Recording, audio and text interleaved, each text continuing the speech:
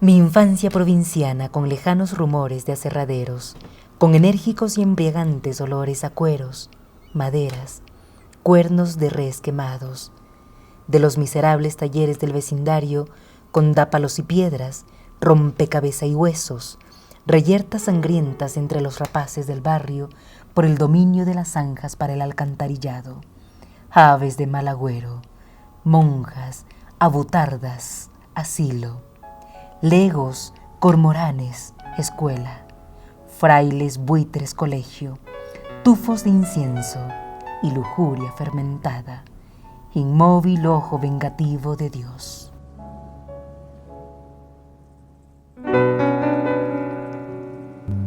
Yo me crié en medio de 3 mujeres, mi madre, mi abuela y mi tía.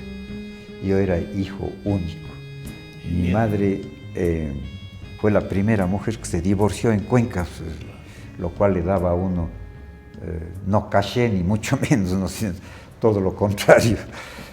Uno era un estigmatizado realmente, ¿no? Por ser hijo de divorciado. Toda la vida mía con estas 3 viejas que eran beatas, pues además, ¿no? Se pasaban en la iglesia todo el tiempo.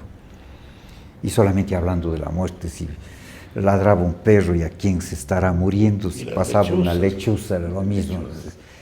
Entonces vivíamos, y luego después sobre todo esa cosa que había en esa época, pues la preparación para la primera comunión, que era a base de terror, pues solo nos vivían contando esos días de retiro que teníamos para la preparación de la primera comunión, sobre los aparecidos y sobre todas esas cosas del fuego eterno y todo.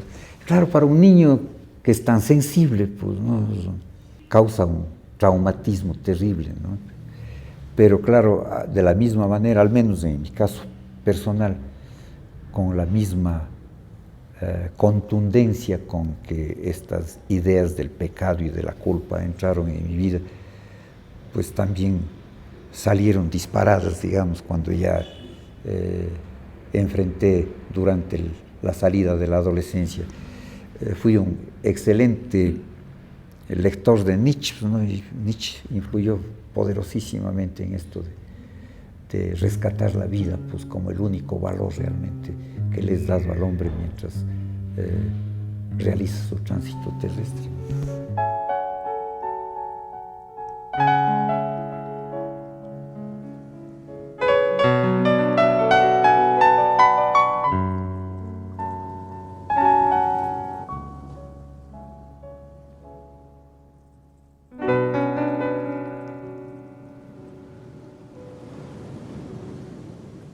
Hablar de la poesía de Efraín Jara y Drobo es hablar de algo que está por encima del nivel común y ordinario de todas las posibles críticas y criticadores y de todos los buenos analistas y reales analizadores que tiene el país y tiene nuestro medio.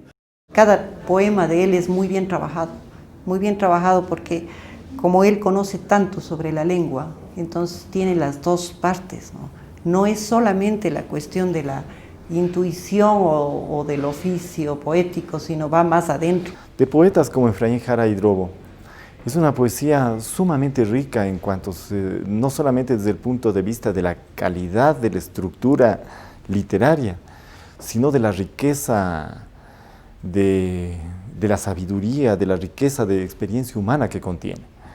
Es realmente el único escritor cuencano que no ha cesado de estar informándose, ¿no? de todo lo último de la literatura. Entre sus estudiantes, muchos lo llamamos el maestro, y creo que con merecida razón es el maestro de maestros dentro del terreno de la literatura cuencana. Yo creo que entre los poetas ecuatorianos ninguno conoce tanto los secretos de la retórica, los secretos del lenguaje, todas las posibilidades del lenguaje lírico como Efraín Jara y Drobo. Es un gran trabajador, fiel sobre todo a su búsqueda de la palabra precisa y perfecta y altamente poética para expresar sus sentimientos, sus conceptos sobre la vida. Un hombre que ha vivido intensamente la vida, ¿no? Que como dicen los existencialistas, la existencia es una posibilidad y realmente para el Efraín la vida ha sido eso, una posibilidad. Es actualmente uno de los dos grandes poetas que tiene el país. Su nombre siempre suena en compañía de Jorge Enrique Adún. Creo asimismo que Efraín Jara Hidrobo es una de las grandes cimas de la poesía ecuatoriana, ¿no? Citando desde Olmedo, por ejemplo, en el siglo pasado, Carrera Andrade, Escudero, ahí está también el nombre de Efraín Jara Hidrobo. Efraín Jara comenzó su producción poética en los años 46 y 47 con dos libros que se titulan Carta en soledad inconsolable y Tránsito en la ceniza. Estaban todavía en la línea de la poesía rutilante de metáforas de César Dávila Andrade, pero ya mostraban una personalidad lírica muy marcada y ciertas novedades como relacionar toda esta grandeza con lo cotidiano. Nosotros sufrimos las consecuencias de la educación religiosa, ya que de las Madres Catalinas pasamos a la Escuela de los Hermanos Cristianos y después pasamos al Colegio Borja de los Jesuitas, ¿no? Yo era muy díscolo realmente, ¿no? Y por esa razón tuve muchos problemas. Vivía castigado todos mis 6 años de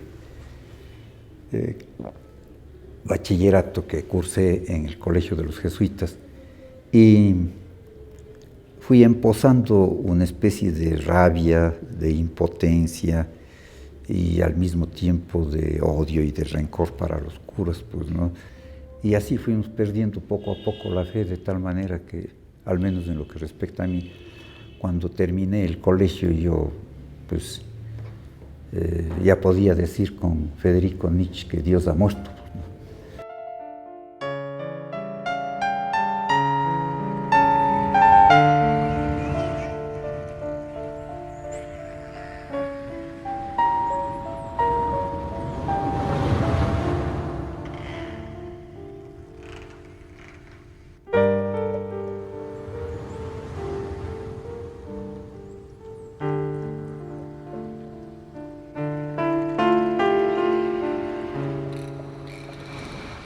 Mi afición por la literatura nació del hecho de que tuve un profesor de literatura hispanoamericana y ecuatoriana, un cura fascista español, que subestimaba totalmente la literatura de nuestro continente, ¿no? Y hablaba con tal dogmatismo, con tal altanería, que empecé a dedicarme a la literatura pues solamente por el prurito de llevarle la contra, ¿no? Por ejemplo, tratándose de Espejo, repetía siempre esas palabras de que Espejo era un vástago espurio de una raza vencida, por ejemplo, ¿no? Yo entonces había leído un libro de Garcés que se llama Espejo, Médico y Duende, y entonces, como estaba tan entrañado con el quehacer de Espejo, empecé a discutirle al cura pues, dentro de clase, y de esa manera focalicé la animadversión del cura, pues, ¿no? Pero yo le estaba corrigiendo todo el tiempo gazapos que se le escapaban respecto a fechas de nacimiento, publicaciones de libros y todo. Y el cura creo que realmente respiró cuando yo ya terminé mis estudios y salí del colegio. Los primeros libros de Efraín Jara Hidrobo los escribe en la década de los 40. Los dos primeros libros que, según él cuenta en sus memorias, en sus conversaciones, los quema, los destruye. Luego, yo no sé si los quemó, ¿no? O si los destruyó, porque en realidad hay un trabajo de recuperación de esos textos en el Mundo de las Evidencias de la primera edición, que se publica hacia 1970, 72, no recuerdo la fecha exacta, pero que contiene la obra de ese periodo primero. Allí nosotros podemos ver a un poeta que se está forjando, que se está formando, y que sigue las líneas de las pautas del posmodernismo ecuatoriano, es decir, lo que podríamos vincular con Carrera Andrade, ciertamente, y en el caso de Jara y Drobo también con el primer César Dávila Andrade. Efraín era ya un poeta conocido en esa época, bastante conocido, y empezamos los de la edad, digamos los que teníamos 14, 15 años, a leer su poesía, y hubo incluso algunos y algunas que aprendieron de memoria sus poesías. Quizá de esta primera etapa el poema que condensa, expresa y muestra su visión del mundo, sus procedimientos estilísticos, sus búsquedas, es ese maravilloso poema que es La balada de la hija y las profundas evidencias. Lo más áureo del sol prende la espiga, lo más triste del cielo cae en lluvia, lo más raudo del viento cuaja en pájaro, lo más sueño del hombre en canto, en hijo. Oh sueño de mis sueños, hija amada, alboroto de mi alma, flor surgida entre tantos escombros de la sangre, pequeña uña rabiosa de la vida.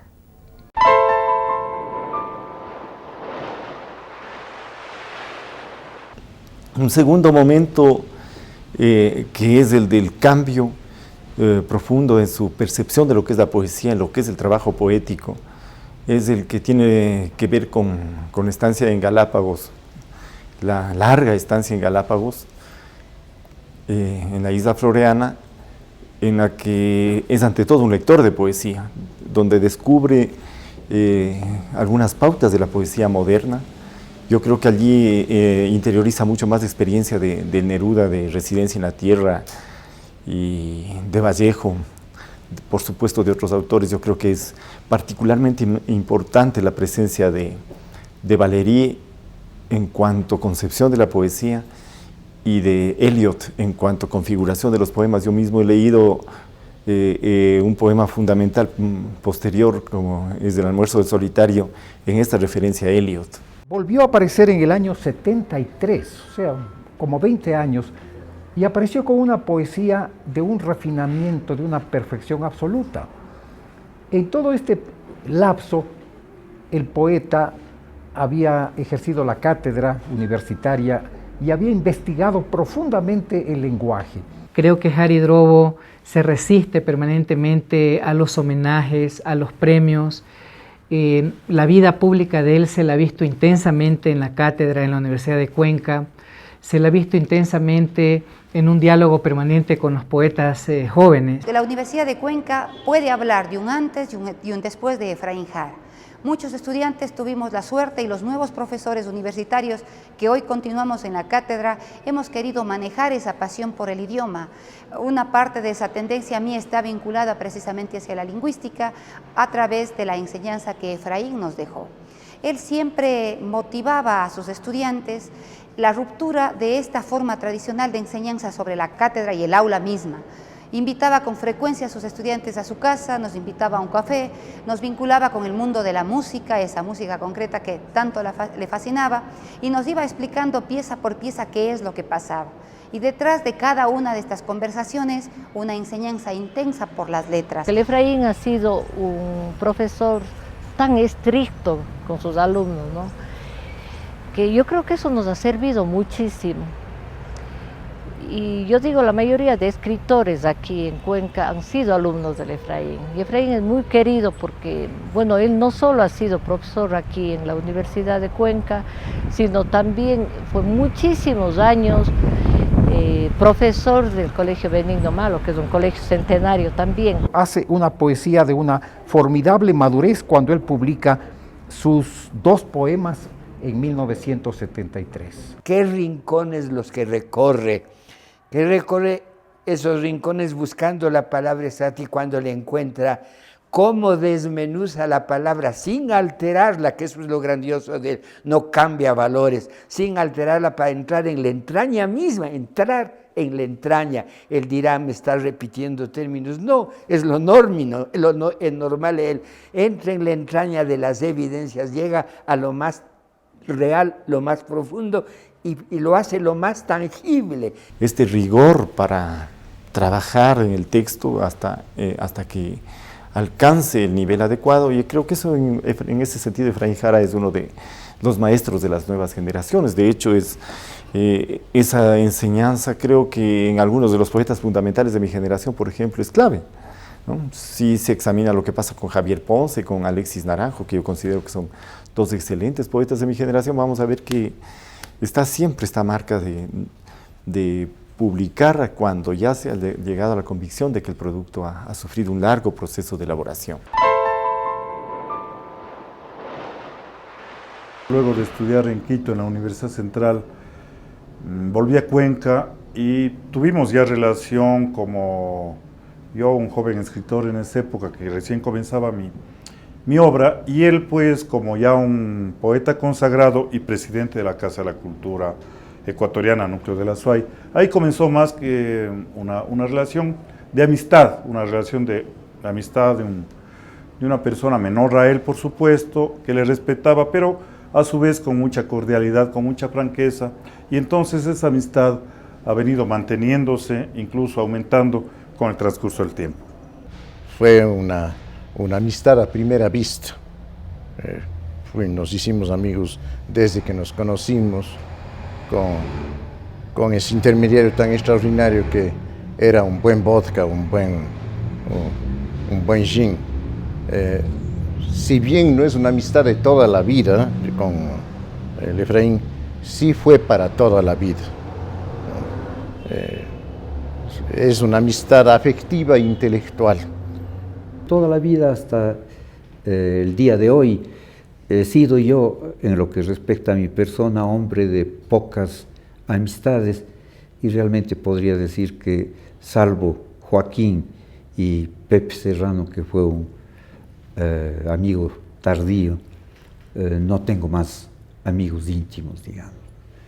Mejor yo he sido un tanto solitario, un poco ríspido para el trato con los demás, y por esa razón he sido hombre de muy pocas amistades. Él define la amistad de una forma tan bella que dice, yo creo que el amigo es como si tuvieras un segundo corazón o una tercera mano. Llévame siempre sobre tu corazón, como espada sobre la tumba del héroe, en tu piel como quemadura de ácido, en tu memoria como la algarabía del día siguiente al triunfo de la revolución. Despídeme de los amigos, amor mío. De Joaquín Zamora, Eugenio Moreno, Pepe Serrano González, los únicos que no me defraudaron, que no me abandonaron en el aciago callejón de las enfermedades y fracasos. El buen amigo es como un segundo corazón o una tercera mano. Fuimos los inconformes. Yo he concebido siempre la amistad como una forma de entrañamiento muy frágil realmente, ¿no? Mucho más frágil que el amor. La amistad, después de todo, tiene un lazo que puede romperse con la más mínima desavenencia entre los amigos. En el amor siempre cabe todavía el perdón, pero generalmente en la amistad no hay esa opción. Cuando termina una amistad, suele terminar definitivamente, casi siempre.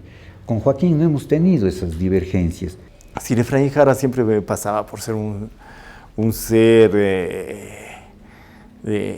cicatero, nada que ver, ¿no? En realidad es un ser muy generoso. Lo que pasa es que tiene unas maneras de ser generoso muy especiales.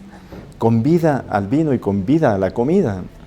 Y eso lo hace con sus grupos de amigos de una manera muy festiva.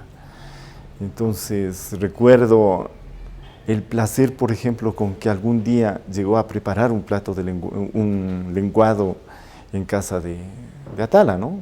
Es decir, simplemente se trataba de mostrar que el almuerzo del solitario no era una invención de un poeta que no tenía idea de lo que son los perejiles, los condimentos, de los puntos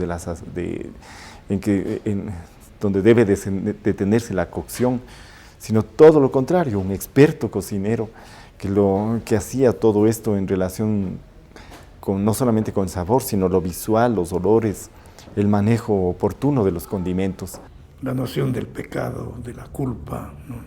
Y de la muerte influyó mucho en nuestra existencia, digamos.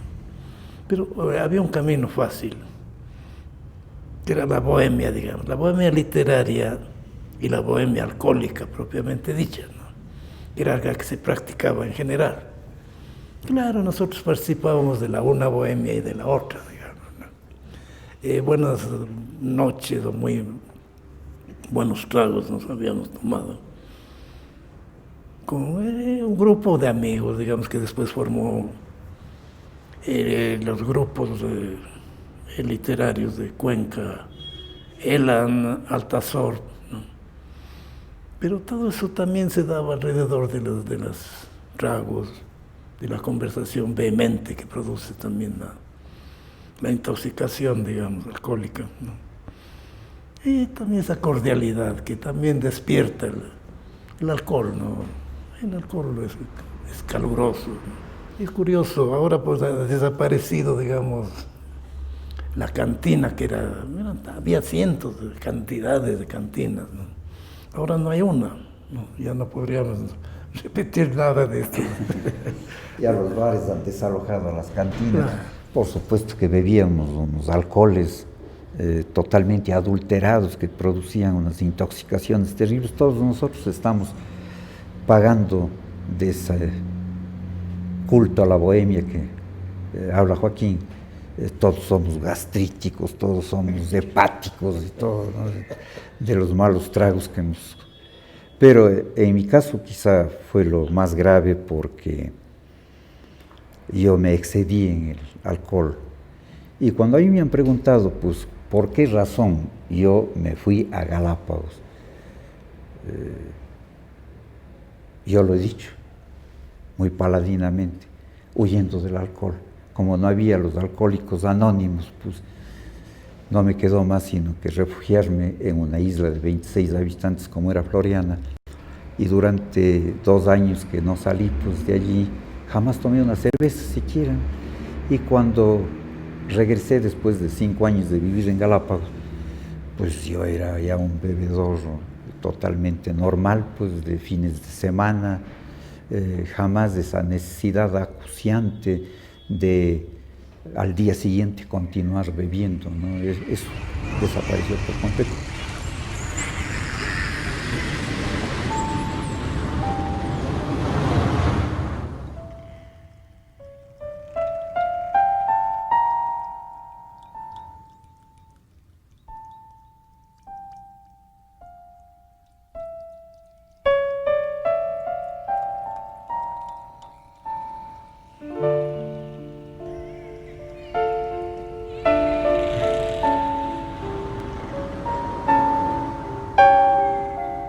He sometido siempre a los extremos en todo, los extremos de la soledad en Galápagos, ¿no? Viví en total alrededor de unos 10 o 11 años, ¿no? Me acostumbré tanto a la soledad, vivía tan en mi patria, la soledad ha sido mi patria siempre. Y realmente la añoranza, el deseo de volver a las islas me acompañó a lo largo de toda mi vida. Yo aprendí en Galápagos que una vez que uno es ganado por la soledad, ya no puede salirse de ella. La soledad simplemente es el único medio donde realmente uno se encuentra a sí mismo. Pasa otro tiempo de unos 5 años y Efraín Jara hace un poema que yo diría que automáticamente le pone en una primera línea de la lírica ecuatoriana, que desde entonces no la ha abandonado. Ese poema se llama Sollozo por Pedro Jara. En verdad, fue verdad. Eras tú el que pendía de la cadena del higiénico, como seco mechón de sauce sobre el río. Ser herido, sal diluida, suicida. Ah, surco de paloma del pensamiento, borrado por el sonido atronador del desdén. Ah, soberbia del astro que manda al diablo su órbita, ah, pertinaz repudiador de lo establecido. Pedro gorra al revés, Pedro muerte a los pájaros, Pedro rompe los vidrios.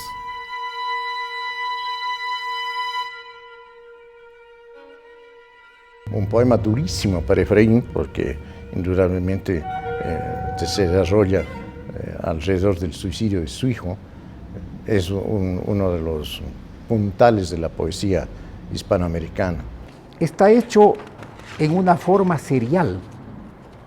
Son grupos de versos de 3 en diferentes series que pueden combinarse de diferentes maneras. Esto nos muestra otra gran faceta de Efraín Jara. Es un hombre que está muy al día en la música contemporánea. Entonces, todo el serialismo, una de las formas más avanzadas de la música contemporánea, está hecho lírica en este poema, El sollozo por Pedro Jara.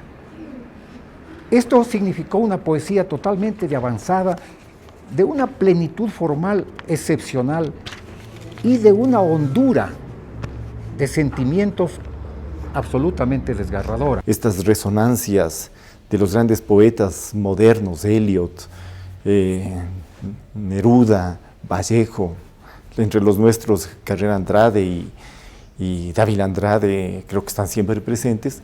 Esta conjugación experimental con la lingüística, estos aportes que provienen incluso de otras artes como la música, en particular la música serial, ¿no? Para las estructuras compositivas, por ejemplo, del poema Sollozo por Pedro Jara, y que, bueno, hacen de él un gran poeta en nuestras letras. Tiene muchísimas connotaciones en cuanto a la elegía, por ejemplo, con Rainer Maria Rilke, que digamos él tiene grandes influencias en el comienzo, pero sobre todo en la cuestión musical, tiene muchísimo con Thomas Mann, con el Doctor Fausto de Thomas Mann, y claro, la obra en la música con Debussy, y luego ya viene más allá con Stockhausen y todo que a él le gusta tanto, ¿no?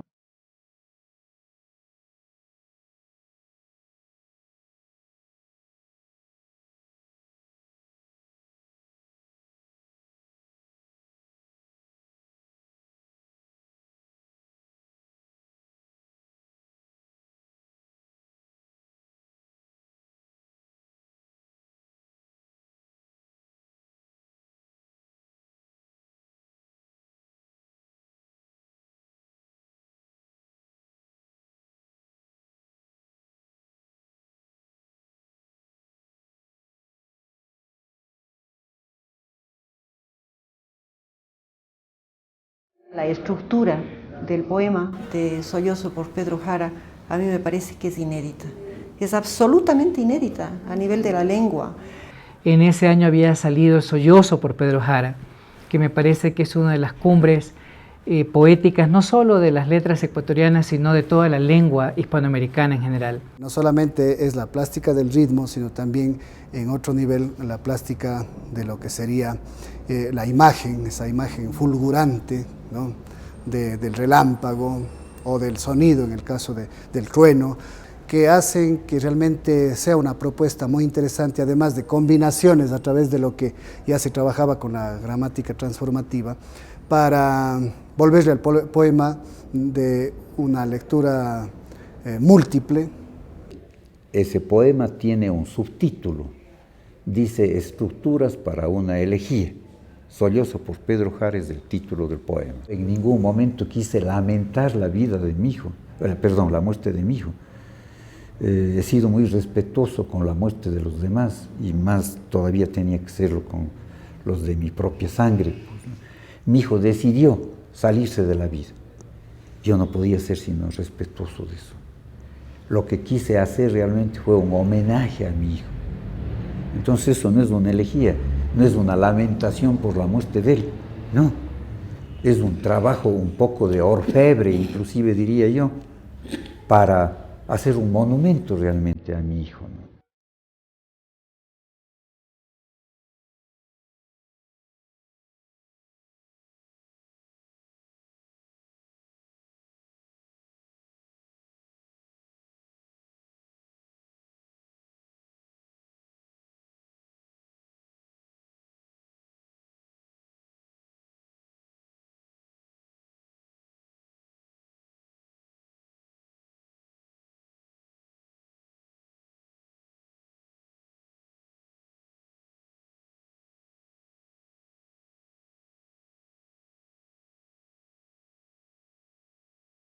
Después vino otra etapa, después de unos tantos años también, ya en el 80, con 2 libros. El mundo de las evidencias, In Memoriam, y en el 88 Alguien dispone de su muerte.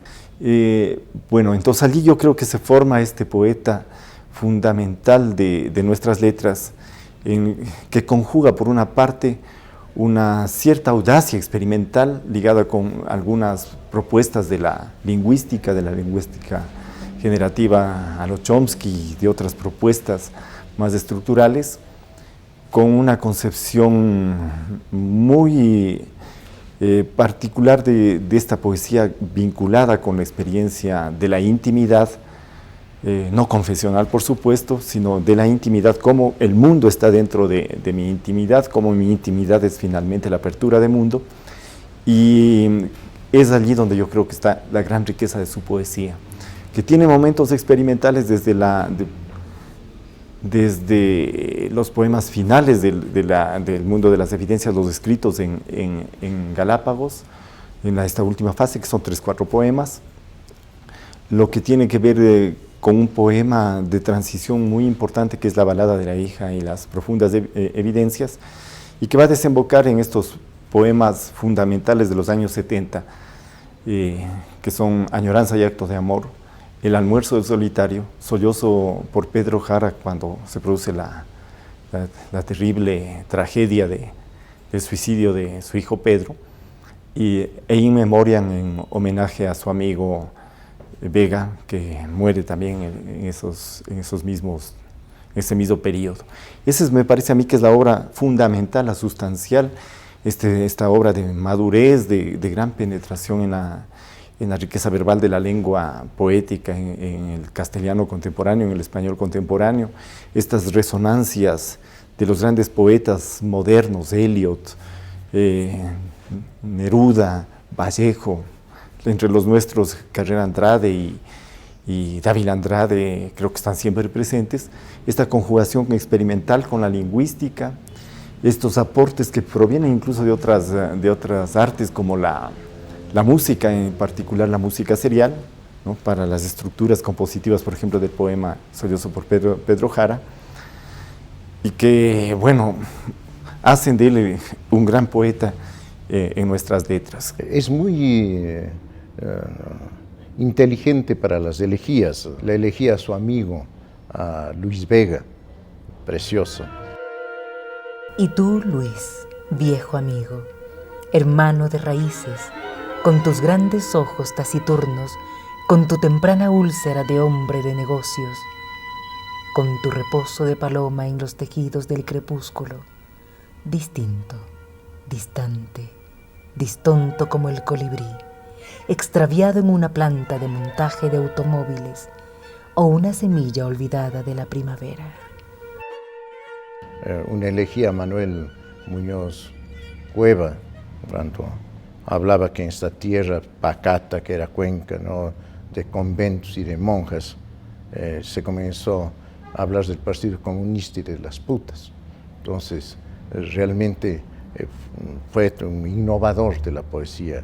Es más, yo creo que en una oportunidad fui el primero en poner en duda públicamente el remoquete de Atenas del Ecuador, y en una intervención que hice me permití decir pues que esto no era Atenas, sino apenas del Ecuador. Por supuesto, esas declaraciones siempre han contrariado la opinión general de Cuenca, y yo he sido una especie de réprobo, indudablemente, pues, por estas declaraciones un poco fuera de tono para el resto de ciudadanos de Cuenca. La última empresa de Efraín Jara es una empresa de poesía erótica, Los rostros de Eros. Esta vez narro una historia de amor totalmente trivial, ¿no?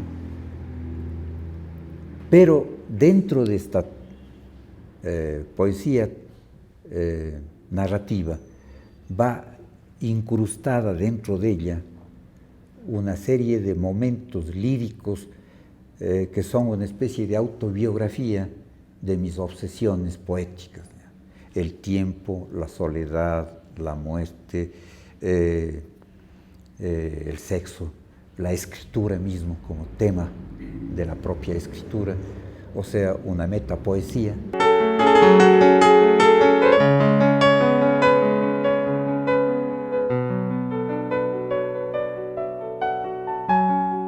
Confluyen en un poema pues, que es muy curioso porque se trata de una especie de dos voces que se alternan a lo largo del poema este extenso. Y allí pues esa autobiografía espiritual resume todas las obsesiones mías a lo largo de toda mi vida, y este poema narrativo de amor relata una historia muy curiosa. Sucedió en la realidad. Cuando yo tenía 68 años de edad, me enamoré de una niña de 18, pero lo grave es que la niña me correspondía. Y tuve que, un momento de esos, con toda la crueldad, acabar con esa relación, porque no conducía a ninguna parte. Pues, eso, ¿no? El tema de la exploración poética es fundamentalmente el de las acechanzas, las glorias y los infiernos del amor, del erotismo, de la pasión erótica, de la sensualidad. Uno no puede tomar la vida sin tomar la muerte también al mismo tiempo, ¿no? Y quizá el acto erótico es el que más define esta dualidad, porque precisamente el gozo, el placer, que es la parte vital, termina siempre pues, en el orgasmo, que es la aniquilación realmente del ser en cuanto tal, ¿no? Y da otro paso, que sigue manteniéndolo en la primera línea de la innovación lírica profunda y válida ecuatoriana, que es unir esta alta poesía que él había hecho siempre con lo coloquial, para los temas más trascendentes, sobre todo un tema que se ve que le angustiaba y le obsesionaba a Efraín Jara como a tantos poetas, que es el tema de la muerte. Sabía que la muerte me puso el ojo desde la primera vez que pronuncié la palabra ausencia, y que más que buscarle sentido a la vida, había que furiosamente acrecentarla así, con entereza, con pasión, con alegría. Es el poeta vivo más importante de nuestras letras. Primero por el valor intrínseco de su poesía, por la enorme dimensión humana de sus poemas, que curiosamente participan a la vez de conceptos sobre la vida y de una vigorosa concepción y una angustia existencial y una cierta apoteosis del hecho de la muerte. Efraín Jara conjuga vida y muerte en su poesía con una enorme pasión, con una enorme intensidad vital y con una gran fidelidad a la palabra, a su propia vocación poética. Mi poesía es una poesía que está asediada por la obsesión de la muerte, ¿no? Quedan esas heridas que no se cicatrizan nunca, ¿no? No es que tenga miedo a la muerte, ni mucho menos, ¿no? Lo que he dicho yo siempre es que tengo una pena infinita de dejar de vivir, porque vivir es tan hermoso, tan bello, que uno no se cura de querer seguir viviendo eternamente, pues, ¿no? ¡Qué rabia tiene y qué amor tiene! ¿Cómo mezcla rabia con amor? Diría el joven, diría, qué brutal, ¿no? Y es así, ¿sabes?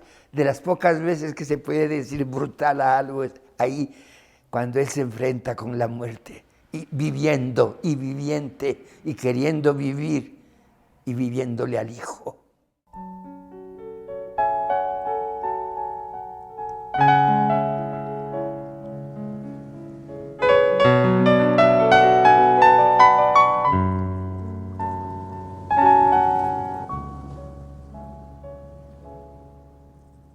En el país pocos casos se han dado de tanta fuerza de innovación en la poesía, ¿no? una fuerza de innovación que va desde el aspecto puramente fónico. A ratos puede parecer un juego, un puro juego entre las formas sonoras, pero detrás de eso hay toda una carga significativa muy profunda. Lo que más me ha impresionado de la poesía de Efraín Jara es ese cuidadoso trabajo. Él quizás es un poeta frío en el sentido de que no desborda su emoción, no parece desbordar su emoción en primera instancia, sino que brota de esa arquitectura muy cuidadosa, muy lograda, para realmente pues sugestionar e impresionar a los lectores. Jara Hidrobo es un poeta que ha explorado a profundidad, a conciencia, con la lengua y en la lengua, las posibilidades del pensar, del reflexionar acerca del mundo, de las grandes alegrías, dolores, del gran enigma de la existencia, y eso lo hace con absoluta conciencia de los mecanismos que la lengua, que el idioma le presta para esa exploración y esa indagación poética. Es un personaje sumamente divertido, Efraín Jara, ¿no? Es un hombre que le gusta reírse, un hombre muy afirmativo de la vida, que lucha por esta afirmación de la vida en su poesía tanto como en la cotidianidad. Lo que hay que procurar sobre todo es que no se vea la experimentación, el experimento, sino que eso se transforme al entrañarse, al internalizarse, se transforme realmente en una experiencia profunda, digamos, ¿no? Es tan maravilloso vivir, a pesar de las tremendas colisiones, contra lo más solitario y oscuro del corazón, a pesar del transcurso vertiginoso, como de rayo que cruza por un espejo. Valió la pena existir. Uno debe, si es que está grato con la vida,